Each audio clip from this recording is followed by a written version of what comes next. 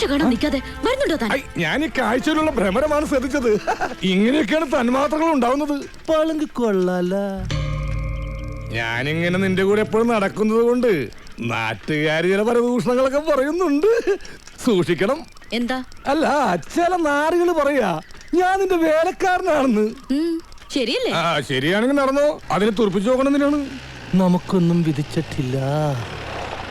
കേറിക്കോ. വേണ്ട, ഇതിനു മുൻപ് നടന്നു തന്നെ പോയിക്കൊണ്ടിരുന്ന് എല്ലാം പഴയതുപോലെ തന്നെ ആയിക്കോളാം.